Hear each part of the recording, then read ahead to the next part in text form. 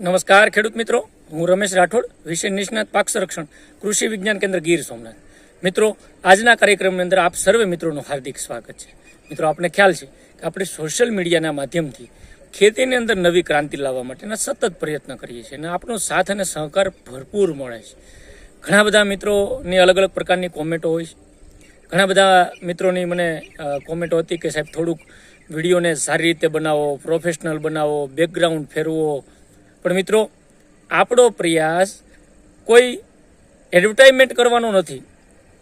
ફક્ત ને ફક્ત ખેતીની અંદરના જે કંઈ વૈજ્ઞાનિક અભિગમો છે અને જે પણ આપણે નથી જાણતા એવા સાથે મળીને ચર્ચા કરી અને વિડીયોના માધ્યમથી હજારો ખેડૂતો સુધી આ માહિતી પહોંચે એવો મારો ખાલી પ્રયાસ છે. મિત્રો, તમારે અહીંથી પણ જે પણ માહિતી આપવામાં આવે છે માહિતીને ગ્રહણ કરવાની છે. એડિટિંગ કેવું છે, કેવા પ્રકારના વિડીયો, એ બધું જોવા કરતાં ફક્ત ને ફક્ત શબ્દો ઉપર ભાર મૂકવાનો છે. અને જે પણ અહીંથી હું માહિતી આપું છું, આના પહેલાં હજારો વખત મેં કીધું છે કે ફક્ત ને ફક્ત ખેતીમાં સુધારા, ગુણાત્મક સુધારા લાવવા માટે, ખેતીની પદ્ધતિઓને ફેરફાર કરવા માટેનો મારો પ્રયાસ છે. આની અંદરથી કોઈ એડવર્ટાઇઝમેન્ટ કરવાનું નથી. ક્યારેય પણ કોઈ પણ પ્રાઇવેટ કંપનીઓની પ્રોડક્ટો અહીંથી બતાવી જ નથી. ચોક્કસથી ટેકનિકલો નામો આપ્યા છે. હજી પણ કહું છું, કૃષિ યુનિવર્સિટીઓ, આપણી કોઓપરેટિવો, આપણા સહકારી સંસ્થાઓ, એનો હંમેશા હું અહીંયાથી ફોટોગ્રાફી, એના પ્રોડક્ટ, એની બધી જ વસ્તુની વાતો કરતો હોઈશ.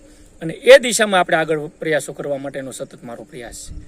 સારા ટેકનિકલો, સારી દવાઓ, સારા ખાતરો, બિયારણો વાપરતા થઈએ અને ખેતીની અંદર વધુ વધુ નફો કરતા થઈએ, એ સતત મારા પ્રયાસો છે.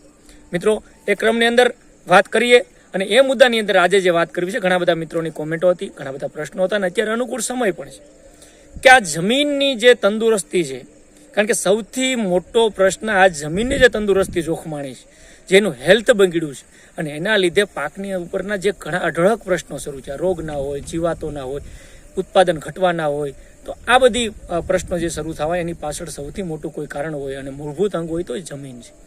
તો આજે જે વિડીયોની અંદર વાત કરવી છે એ જમીનની ચકાસણી કઈ રીતના કરવી, એના માટેના કયા કયા મુદ્દાઓ હોઈ શકે, જમીનનું પૂતકરણ કેમ થાય, ક્યાં થાય, કઈ રીતના થાય અને એનાથી ફાયદા શું થાય, એની સવિસ્તારથી આ વિડીયોની અંદર વાત જોવી. તો મિત્રો, વિડીયો પૂરેપૂરો જોવા મારી નર્મ વિનંતી છે.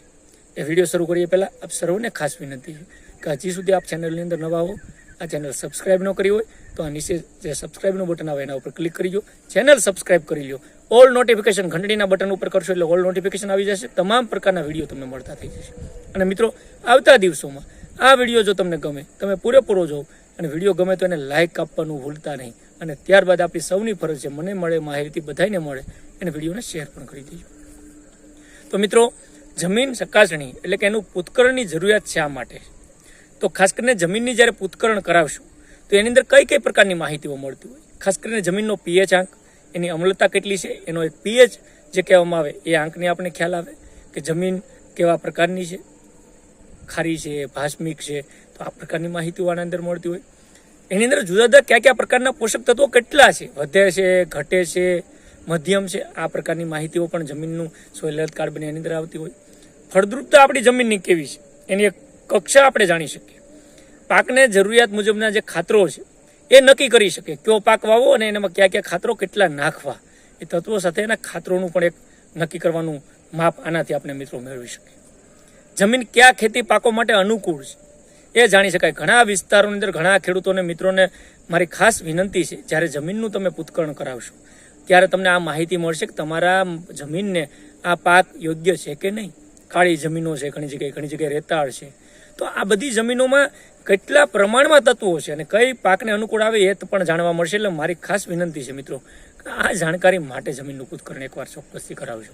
એકવાર એનું જમીનની લેબોરેટરી કરાવજો, સોઇલ હેલ્થ કાર્ડ એનું બનાવજો. જમીન ખારી છે કે ભાસ્મિક છે એને જાણી અને એને સુધારવા માટેના કયા પ્રયત્નો કરવા. તમે જાણી લીધું કે તમારી જમીન ખારી છે અથવા તો ભાસ્મિક છે, તો એના તમને ભલામણો આવશે. વૈજ્ઞાનિકો જે લેબોરેટરીની અંદર ટેસ્ટિંગ કરશે ત્યારબાદ તમને ભલામણ આપશે કે કયા કયા પ્રકારના હવે ગુણાત્મક સુધારાની મિત્રો જરૂર છે અને એ પણ માહિતી તમે આનાથી મેળવી શકશો. જમીનનું બંધારણ કેવું છે, નિતાર શક્તિ જમીનની કેવી છે, ભેજ સંગ્રહ શક્તિ જમીનની કેવી છે અને જમીનના જે ભૌતિક ગુણધર્મો છે એ પણ મિત્રો આપણે આનાથી જાણકારી મેળવી શકશું ને એનો લાભ આવતા દિવસોની આપણી જમીનને આપણા પાકની અંદર પણ મિત્રો મેળવી શકશું. જમીન ચકાસણી આમ તો ગણીએ તો 4 ભાગોની અંદર વહેંચી શકાય. એનો અલગથી આખો જે પૃથ્થકરણ કેમ કરાવવું, નમૂનો કેમ લેવો, એની પણ હું મિત્રો આગળના સમયમાં વાત કરવાનો છું. પરંતુ આ જમીનના ચકાસણીને 4 ભાગમાં વહેંચી શકાય. ફક્ત એટલું ખાલી કરાવવાથી પતી નથી જતું. પહેલો ભાગ છે જમીનનો નમૂનો લેવો, અને એક પણ ચોક્કસ વૈજ્ઞાનિક પદ્ધતિ છે. ઘણા લોકો ફક્ત વાતો કરી દે કે જમીનનું પૃથ્થકરણ કરાવવું, પણ મિત્રો એક ખેડૂત તરીકે એક આપણને ખ્યાલ જ નથી કે જમીનનો નમૂનો વૈજ્ઞાનિક પદ્ધતિથી કેમ લેવાય. જો જમીનનો નમૂનો યોગ્ય લેશું તો જ એનું પરિણામ સારું આવશે. ઘણી વખત જમીનનો નમૂનો લેવામાં જ મોટી ભૂલ કરીએ છીએ, તો આપણું પૃથ્થકરણ કે આપણી લેબોરેટરીનો ખર્ચ અને જે પણ આગળના સમયમાં કરવાનું છે એ બધું ફેલ થતું હોય છે. એટલે પહેલો તો જમીનનો જે નમૂનો છે એ કેવો લેવો, એ પેલો ભાગની અંદર આપણે મિત્રો ખાસ કરીને જાણવું જોઈએ. જમીનનું રાસાયણિક પૃથ્થકરણ કરવાનું છે. હવે નમૂનો લીધા પછી જ્યારે લેબોરેટરીમાં આવીએ તો એની અંદર તત્વો આવશે. ઘણી વખત સૂક્ષ્મ તત્વોનું પૃથ્થકરણ થાય, મુખ્ય તત્વો NPKનું પૃથ્થકરણ થતું હોય, ઓર્ગેનિક કાર્બન ઓસી એની અંદર કાઢવામાં આવે, ECPH કાઢવામાં આવે, ત્યારબાદ સૂક્ષ્મ તત્વોના પૃથ્થકરણ પણ કરવામાં આવે. તો આ એક રાસાયણિક રીતે જે ખાતરો અથવા તત્વો છે એનું પણ આખું એક પૃથ્થકરણ મિત્રો કરવાની અંદર આવતું.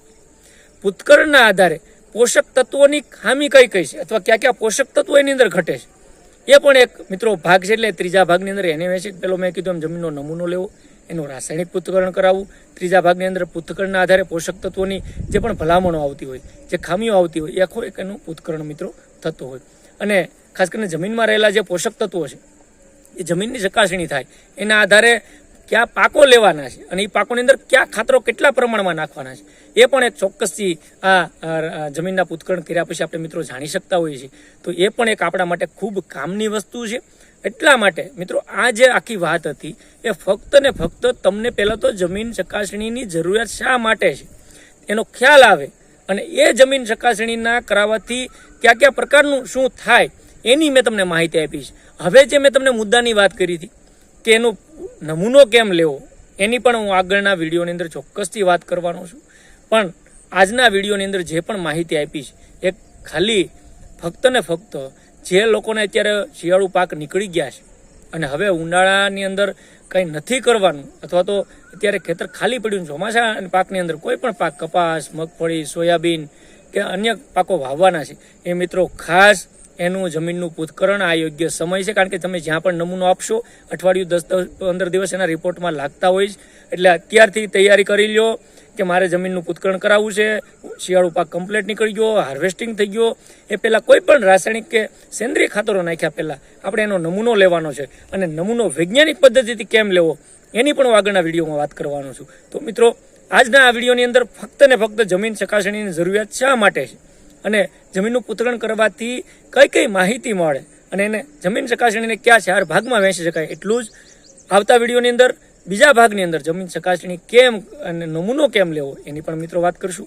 આ વિડીયોની અંદર કોઈને કાંઈ પ્રશ્ન હોય તો મારા નંબર નોંધી લેજો, 9558294828. આ નંબરમાં કોલ પણ કરી શકશો, વોટ્સએપ કરજો. ટાઈમ મળે આપણે સાથે મળીને જમીન અથવા તો જમીનને લગતા જે કંઈ પ્રશ્નો છે અથવા પૃથ્થકરણને લગતા પ્રશ્નો છે એના સમાધાન કરવાના પ્રયત્ન કરીશું. આજના વિડીયોની અંદર એટલું જ. ફરી પાછા મળશું નવા વિષય સાથે. ત્યાં સુધી મારી સાથે જોડાયેલા રહેજો. આપ સર્વે મિત્રોનો આજનો પૂરેપૂરો વિડીયો જોવા બદલ ખૂબ ખૂબ આભાર, ધન્યવાદ, થેન્ક યુ.